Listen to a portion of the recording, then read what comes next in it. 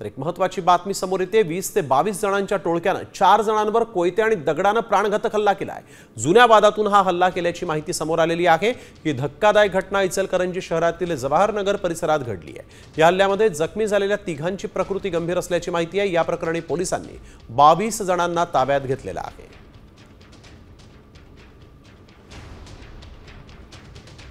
तर ही दृश्य आपण बघतोय कशा पद्धतीने कोयते आणि दगडानं या लोकांवर हल्ला करण्यात आलेला आहे। 3 जण गंभीर जखमी झालेले आहेत। जवळजवळ 20 ते 22 जणांनी आपल्याला मिळेल त्या हत्यारांनी या लोकांवर हल्ला केलेला आहे आणि त्यांना जखमी केलेला आहे। जुन्या वादातून हा हल्ला झाल्याची माहिती समोर आलेली आहे। 20 ते 22 जणांच्या विरोधात गुन्हा दाखल करण्यात आलेला आहे। ही हल्ल्याची संपूर्ण घटना सीसीटीव्ही कॅमेऱ्यामध्ये कैद झालेली आहे। कोल्हापुरातली ही घटना आपण बघतोय। कोयते आणि दगडानं यावेळेस या तरुणांवर हल्ला करण्यात आलेला आहे।